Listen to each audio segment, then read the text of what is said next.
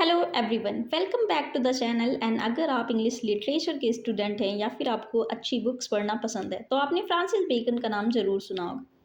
Francis bacon को father of English essays या father of empiricism भी कहा जाता है। बेकन की सबसे बड़ी खासियत ये थी कि वो अपनी राइटिंग्स में अफोरिस्टिक स्टाइल का यूज़ करते थे। अफोरिस्टिक स्टाइल क्या होती है? कम से कम शब्दों में अपनी बड़ी बात कह देना, इसी को अफोरिस्टिक स्टाइल कहते हैं। और उनका सबसे फेमस ऐसे है ऑफ स्टडीज़। अब इससे पहले कि हम लाइन बाय लाइन इसको डिस्कस करें, इसकी पब्लिशिंग डिटेल्स को जान लेते हैं क्योंकि ये एग्ज़ाम्स के लिए बहुत इंपॉर्टेंट है। तो बेकन के जो एसेज थे वो 3 एडिशंस में पब्लिश हुए थे, 3 अलग-अलग एडिशंस में पब्लिश हुए थे। एंड जो इनका पहला एडिशन था इसमें 10 एसेज थे जो 1597 में पब्लिश हुआ था। एंड सेकंड एडिशन इसका 1612 में आया एंड जिसमें टोटल 38 एसेज थे। एंड जो लास्ट एंड फाइनल एडिशन था, थर्ड एडिशन, ये 1625 में आया एंड इसमें टोटल 58 एसेज थे। आज हम जो ऐसे डिस्कस करने वाले हैं ऑफ स्टडीज़, ये सबसे पहले 1597 में पब्लिश हुआ था एंड बेकन के 10 एसेज कलेक्शन में से एक था। इसके बाद 1612 में इसका एक रिवाइज्ड वर्जन आया एंड जिसमें कुछ नई लाइंस ऐड की गई थी इस ऐसे में। और फाइनली 1625 में इसका एक अल्टीमेट वर्जन आया जो पब्लिश हुआ था 1625 में एंड जिसे आज हम पढ़ते हैं। तो चलिए इस ऐसे की एग्जैक्ट लाइंस को डिस्कस करते हैं। तो सबसे पहले वो जो फ्रांसिस बेकन जो है वो अपने ऐसे में बताते हैं कि हम लोग पढ़ाई क्यों करते हैं, वाई शुड वी स्टडी। वो अपने ऐसे में लिखते हैं, studies serve for delight, for ornament and for ability. इसमें Bacon the three fold purpose of studies बताते हैं। बेकन ऐसे कि स्टार्टिंग में ही ये बताते हैं कि जो एक इंसान होता है वो क्यों पढ़ाई करता है, क्यों स्टडी करता है। एंड उसके वो 3 मेन रीजंस बताते हैं, for delight, for ornament and for ability. वो कहते हैं स्टडी सर्व फॉर डिलाइट। जब आप अकेले होते हैं, फ्री होते हैं, तो एक अच्छी बुक आपको इंटरटेन करती है एंड मेंटल पीस देती है। फॉर ऑर्नामेंट, जब आप लोगों के बीच बैठते हैं और बातें करते हैं, डिस्कोर्स करते हैं, तो आपका जो पढ़ा लिखा होना आपकी कन्वर्सेशन को एक ऑर्नामेंट यानी एक गहने की तरह सजाता है। आपकी कम्युनिकेशन स्किल बेहतर होती है एंड आप इफेक्टिवली दूसरों से कम्युनिकेट करते हैं अगर आप पढ़ाई करते हैं, स्टडी करते हैं। एंड फॉर एबिलिटी, पढ़ाई से आपका जजमेंट स्ट्रांग होता है एंड बिजनेस और लाइफ के डिसीजंस आप अच्छे से ले पाते हैं। आगे उन्होंने अपने ऐसे में लिखा है, to spend too much time in studies is sloth.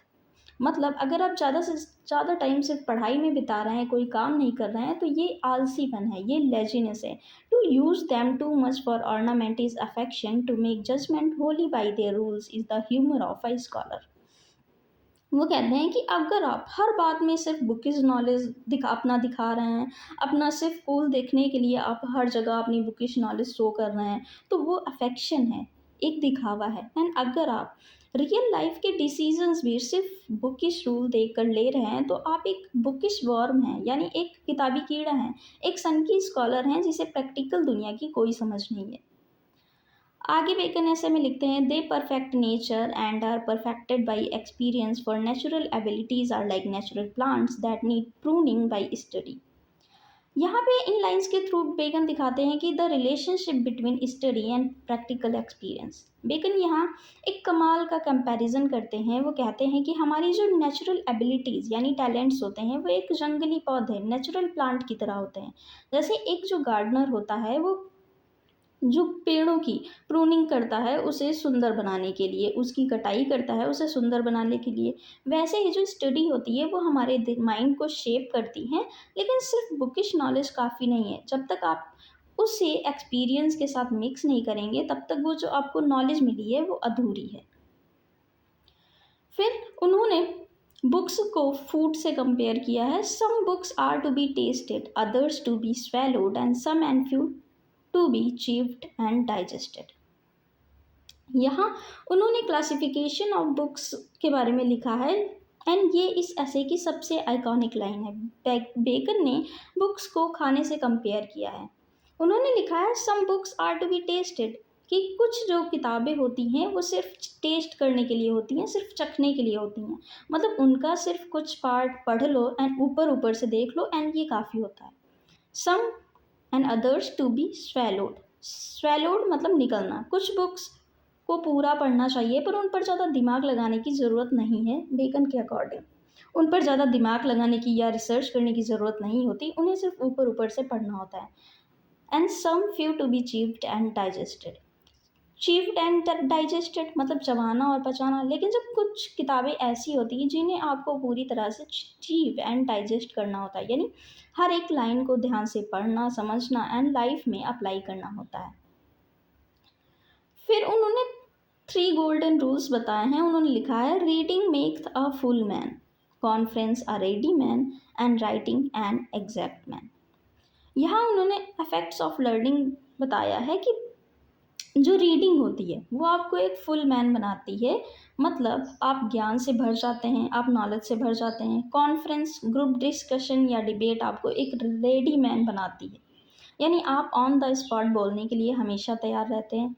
And writing and exact man, and जो लिखना होता है वो आपको एक एग्जैक्ट मैन बनाता है, क्योंकि आपके थॉट्स बिल्कुल क्लियर हो जाते हैं, फिर एक्यूरेट हो जाते हैं एंड आप एक अच्छे इंसान बन जाते हैं। फिर उन्होंने लिखा है histories make man wise, poets witty, the mathematics subtle, natural philosophy deep, moral grave, logic and rhetoric able to content. इन्होंने the different role of different subjects के बारे में बताया है इन लाइंस में। उन्होंने बताया कि हिस्ट्री पढ़ने से इंसान वाइज मीन्स समझदार बनता है, वाइज बनता है, क्योंकि हम पास्ट की गलतियों से सीखते हैं। एंड पोएट्री से लोग विटी मतलब हाजिर जवाब और क्रिएटिव बनते हैं। मैथमेटिक्स की नॉलेज आपको आपके दिमाग को शार्प एंड अलर्ट बनाती है। एंड फिलॉसफी से आपकी सोच डीप होती है, और लॉजिक एंड रिटोरिक से आपकी आर्गुमेंट करने की कैपेबिलिटी बढ़ती है। इन्होंने यहाँ पर अलग अलग सब्जेक्ट्स के अलग अलग रोल्स बताए हैं कि अलग अलग सब्जेक्ट की स्टडी करने से आपको अलग अलग फ़ायदे होते हैं। उन्होंने आगे लिखा है nay there is no stone or impediment in the wit but may be brought out by fit studies like as diseases of the body may have appropriate exercises. Bacon का मानना है कि दिमाग की ऐसी कोई प्रॉब्लम या डिस्ट्रैक्शन नहीं है जिसे पढ़ने से ठीक ना किया जा सके, जिसको स्टडी करने से ठीक नहीं ना किया जा सके। जैसे फिजिकल बॉडी के लिए अलग अलग एक्सरसाइजेज होती हैं, पेट की प्रॉब्लम है तो वॉकिंग करो, लंग्स के लिए शूटिंग करो, वैसे ही मेंटल प्रॉब्लम्स के लिए सब्जेक्ट्स हैं। अगर आपका दिमाग बार बार भटकता है, डिस्ट्रैक्ट होता है, तो मैथमेटिक्स लगाना शुरू कर दो, क्योंकि मैथ फोकस बढ़ाता है। एंड अगर आप दो चीज़ों के बीच में डिफरेंस नहीं समझ पा रहे हैं, तो आपको पुराने फिलोसोफर्स को पढ़ना चाहिए जो अलग अलग चीज़ों में डिफरेंस बताते हैं।